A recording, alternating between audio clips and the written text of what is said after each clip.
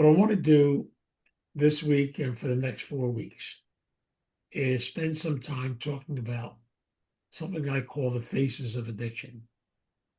And I share that with you because I'm thinking back, not that I was around then, but back in 1935 to 1939, when the original founders put the big book together, the steps 12 and 12, and began to work on the recovery process. They only had one thing in mind, and that was to work on drugs and alcohol.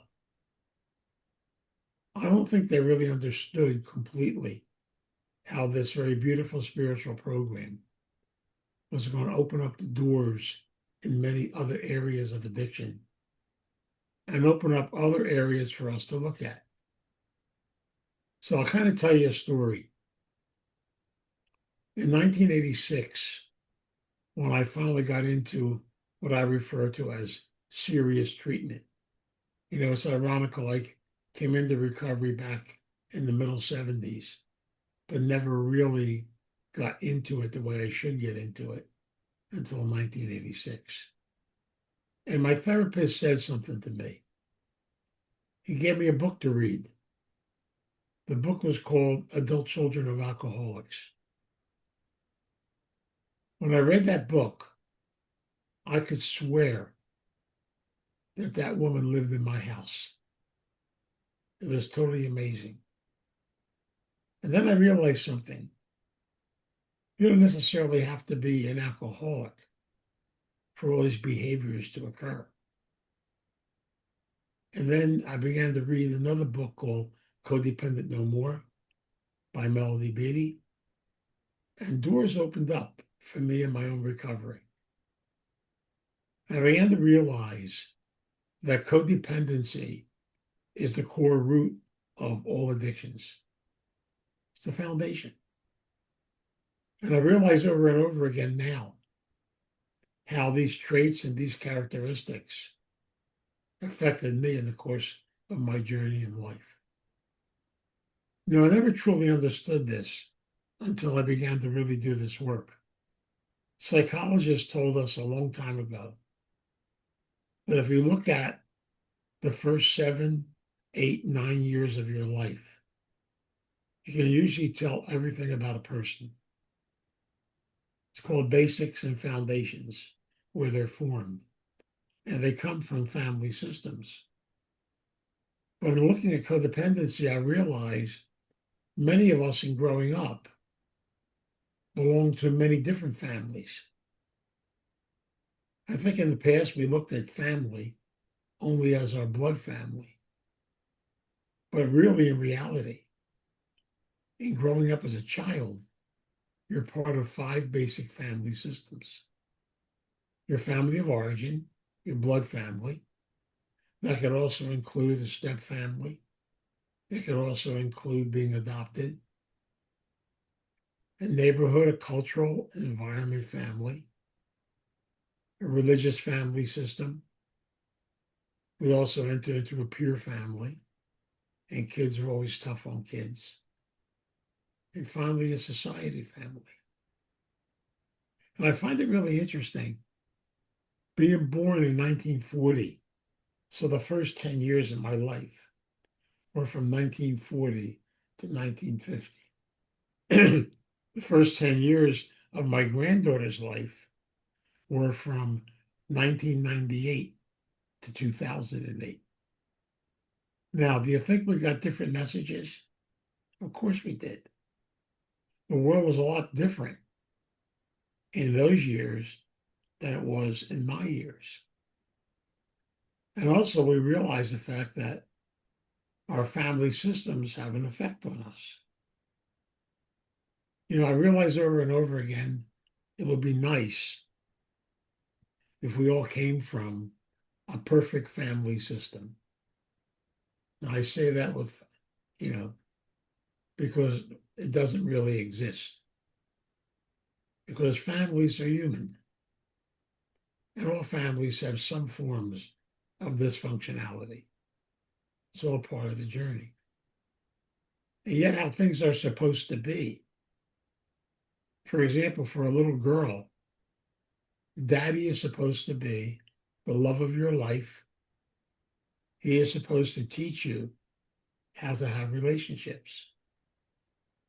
Mommy is supposed to teach you how to be a strong, healthy woman. And it's reversed for boys. And so we realize over and over again, even though they're the ideals, it doesn't always work that way.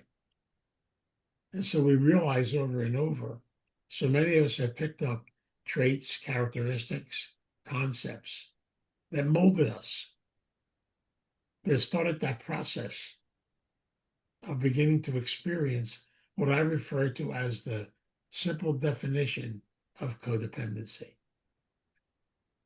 See, I'll share this later with you, but there's a difference between what I call codependency and interdependency. Right now, the electric company, the internet, and all these things were involved in something called interdependency. But codependency, by definition, is any person, place, or thing that I have become directly involved with, that I cannot function without it, that makes my life crazy or insane.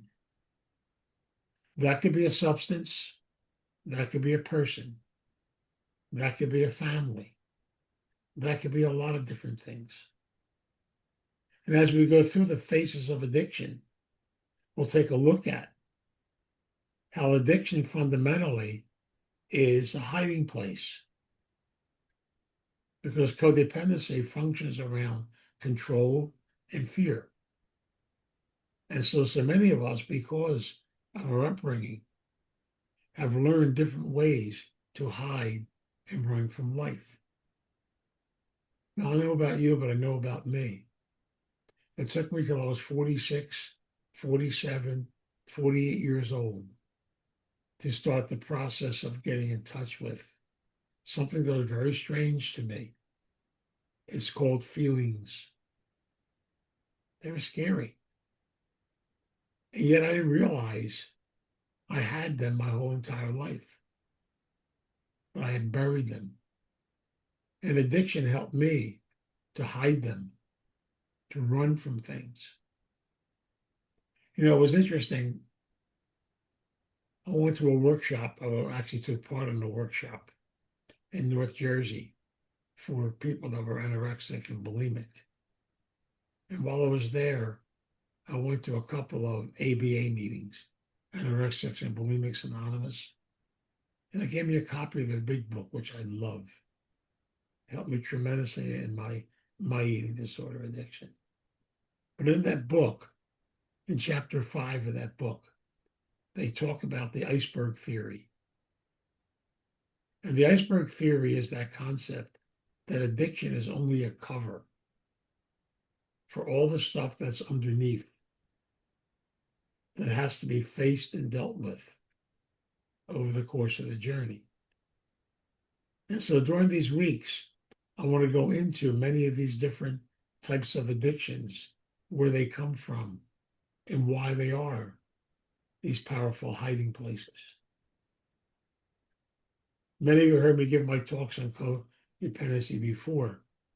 No, I use the concept in the 3 areas of isolation, fantasy, and caretaking. What does isolation mean?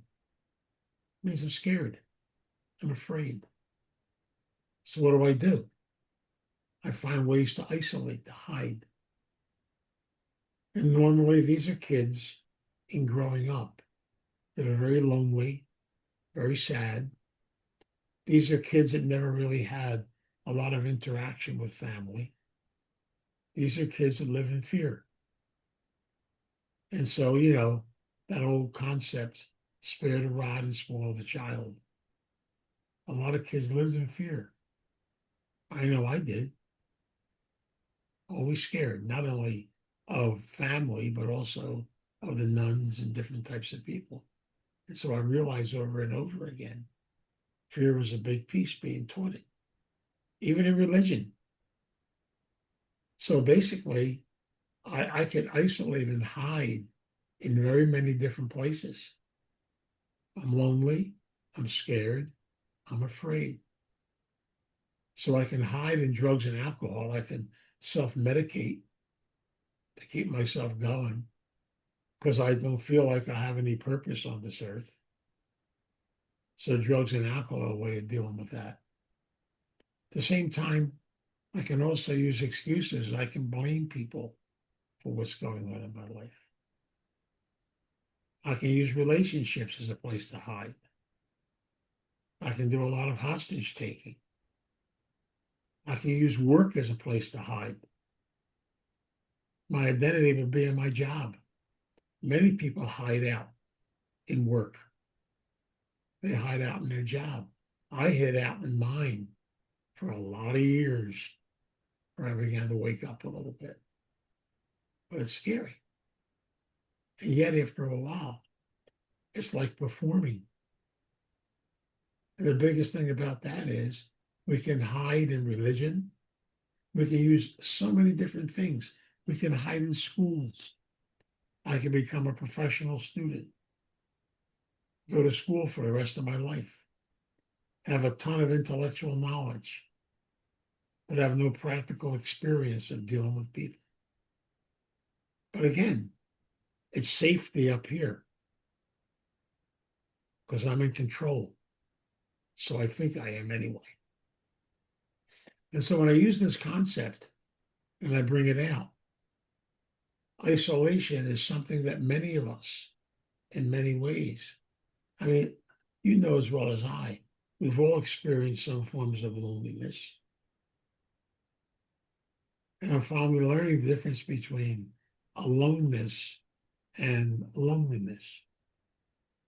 I need to spend time to be alone. But at the same time, I can't use it as a place to avoid having to deal with people and deal with the reality of life. The second area is fantasy. And these are kids, a lot of times, it's sad.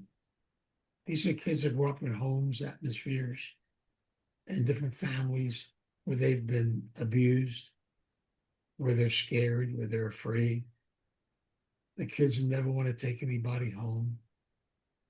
These are the kids that fundamentally learn at a very early age how to make up stories, how to create things, because they can't deal with reality at all.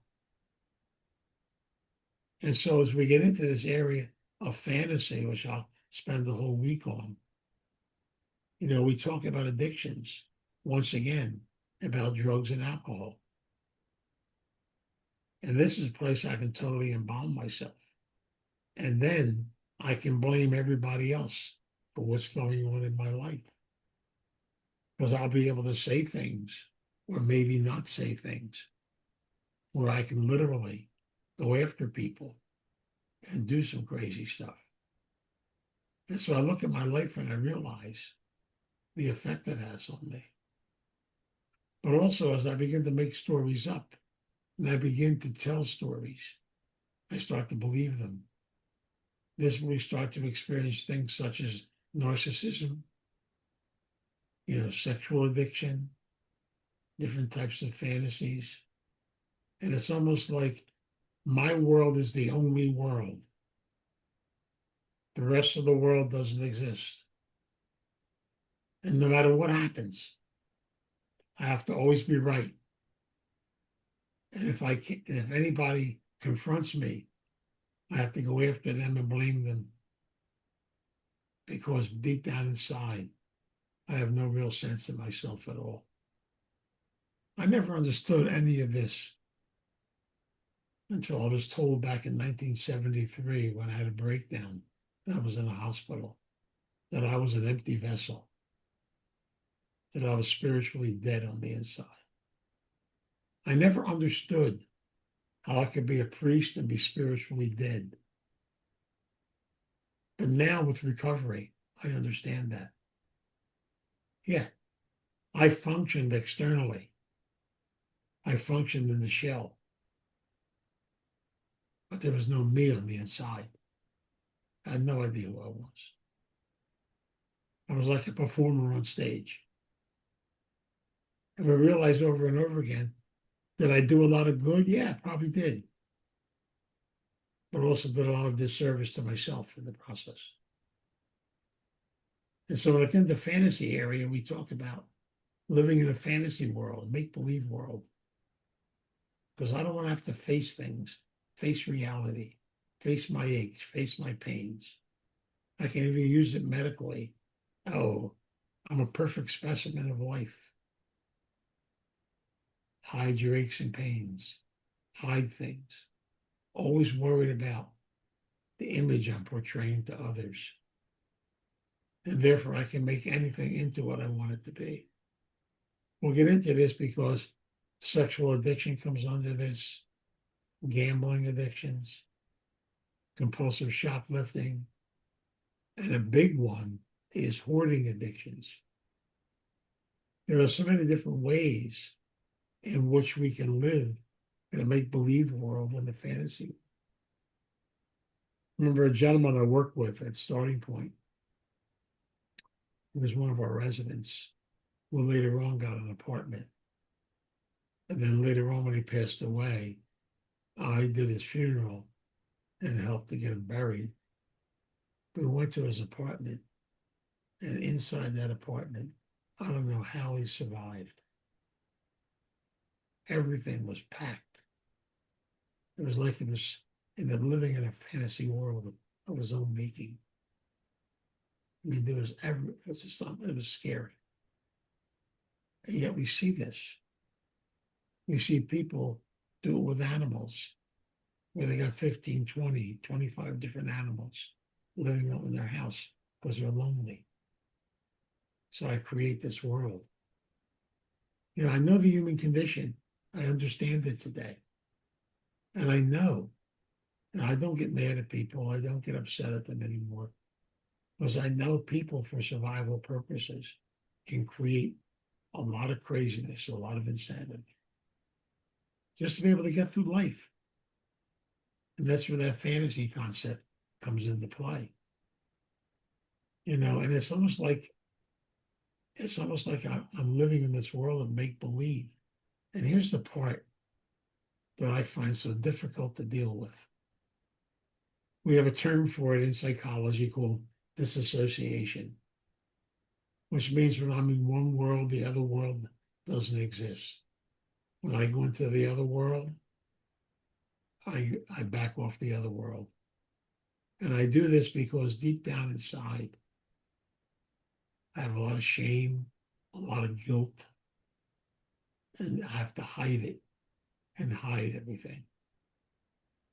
And I find over and over again that the more you hide, and we have a term in the program, we all know it, we're as sick as our secrets.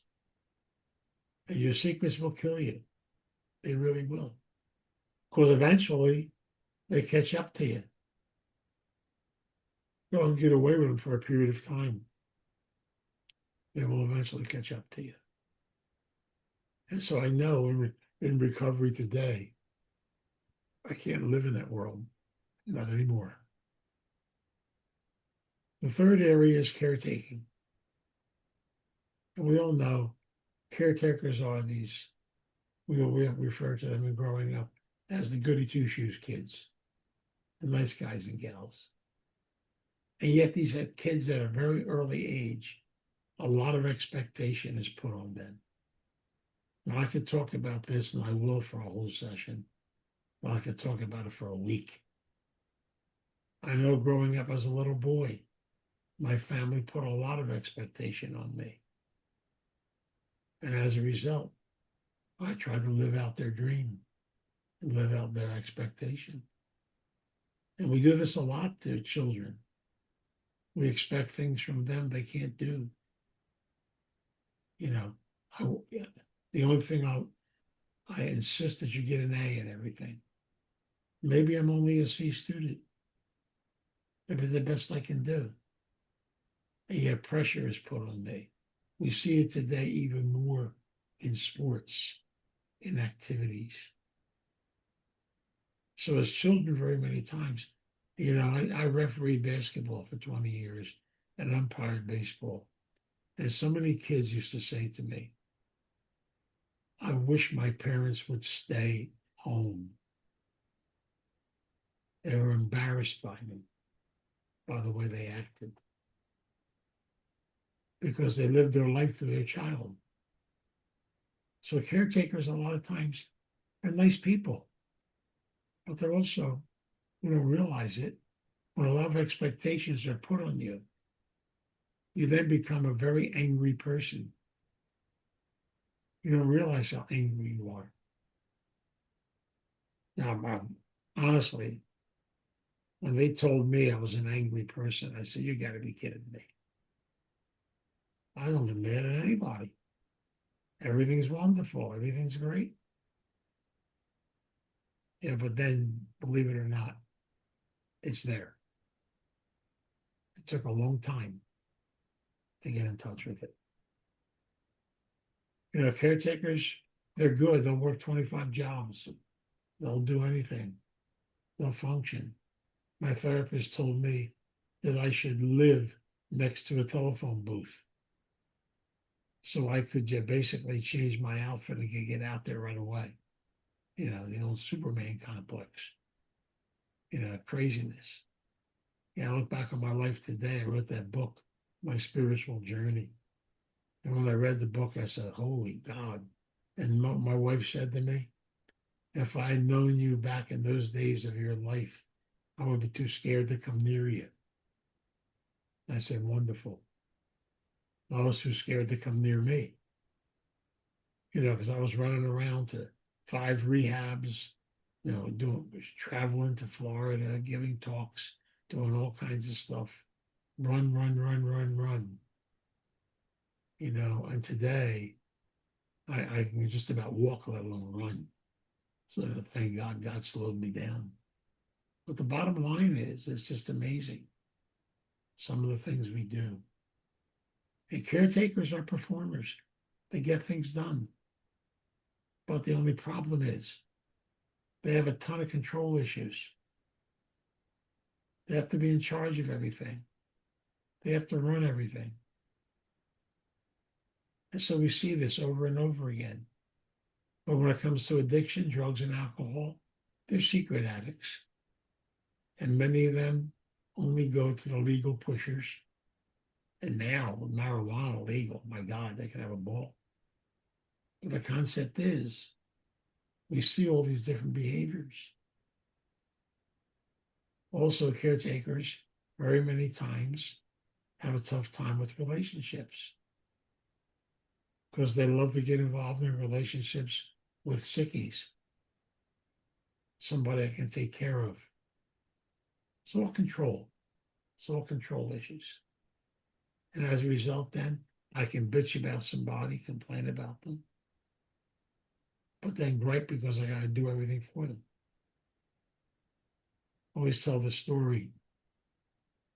I used to go to Al-Anon when I was in South Philadelphia on Friday nights, and at the Al-Anon meeting, we had this lady from South Philly who would come in every week. And boy, she did a number on her husband, who was an alcoholic. One angry lady.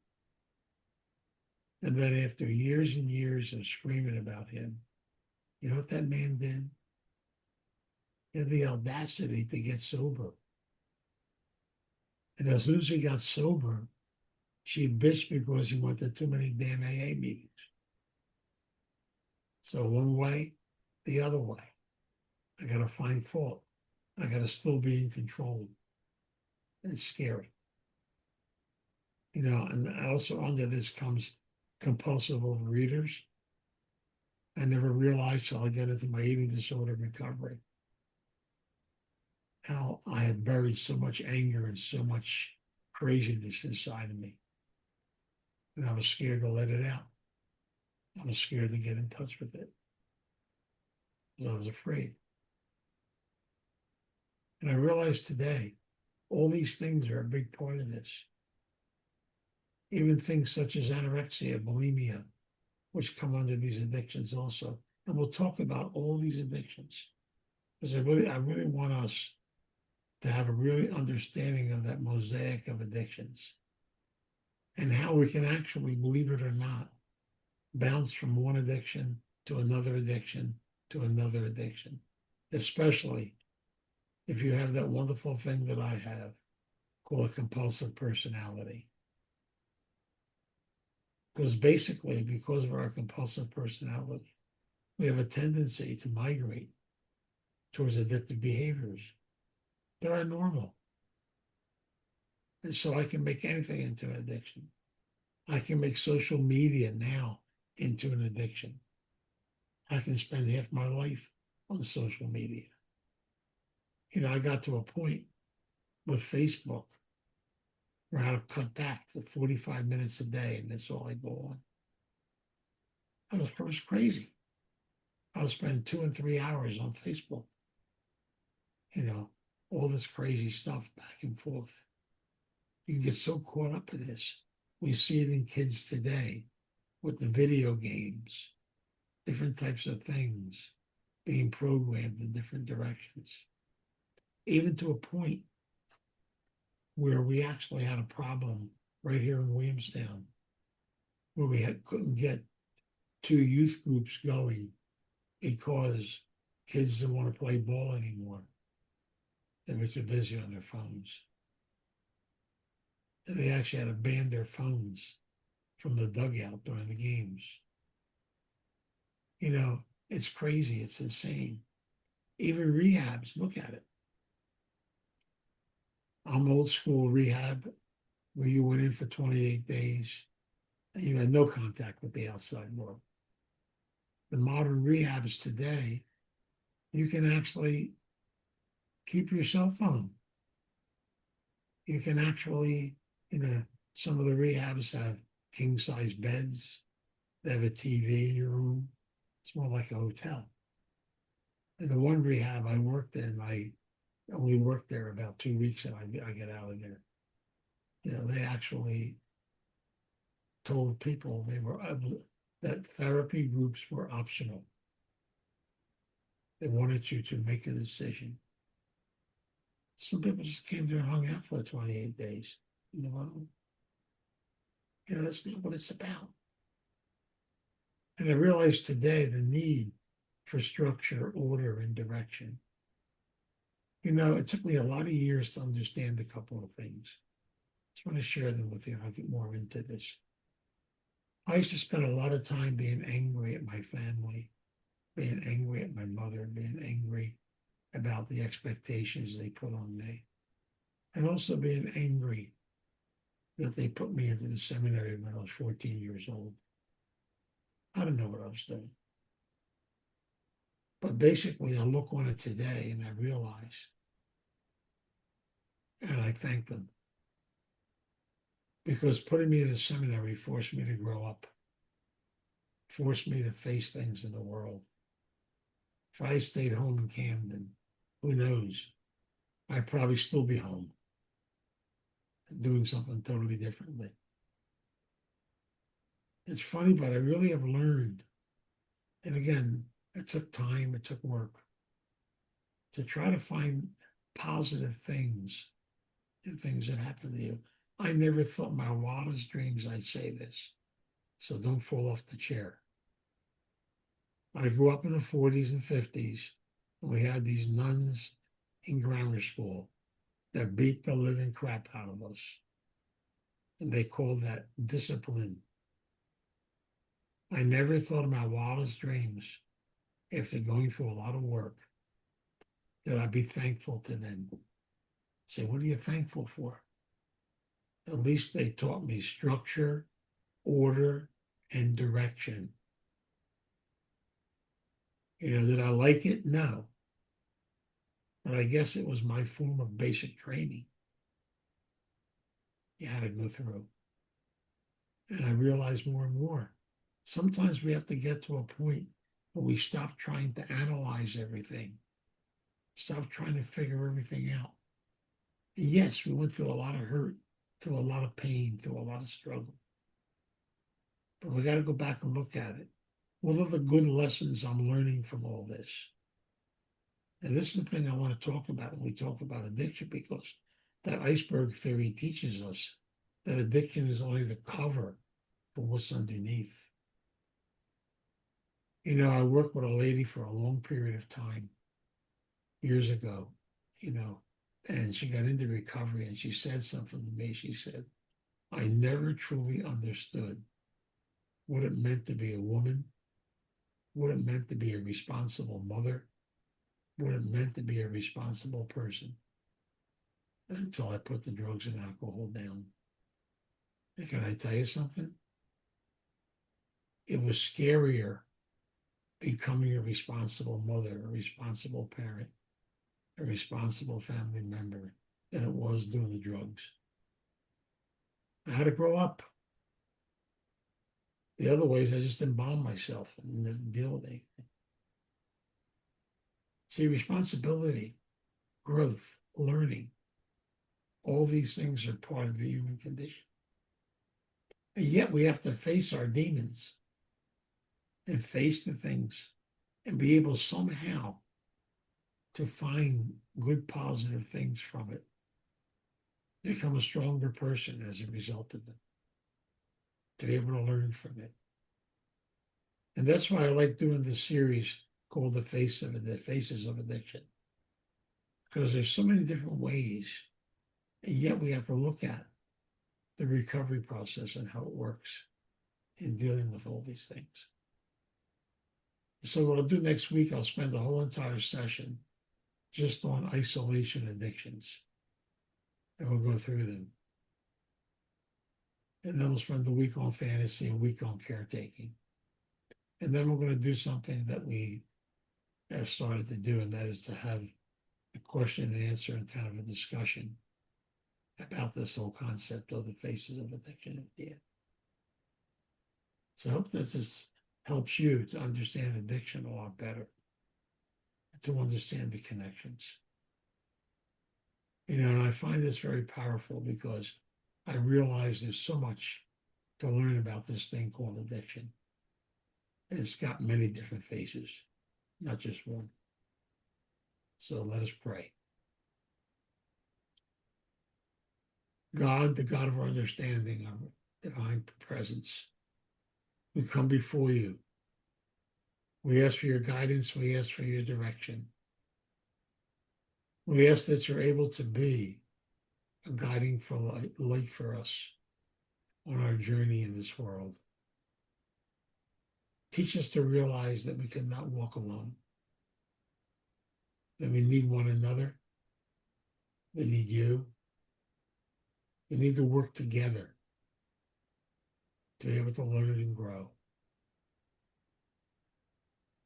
We look at the world we live in, and we know that there are many questions and many things that we don't understand. But we realize over and over again the value of opening up our hearts. We have to learn forgiveness. We have to learn healing. We have to learn to realize that somehow, some way, you're our guide, our teacher. We ask that you be with us and guide us on the journey. And we ask that God will bless and guide us on our journey today and every day. And to realize that we are people learning about life, celebrating life, living life, being able to accept even the pain and struggle, but to become stronger as a result of it. So we come here today in gratitude. We come here in love. Because we ask that you be our guide and our strength on this journey, this wonderful journey called life. We pray and we ask this. We ask for this guidance in your name. Amen.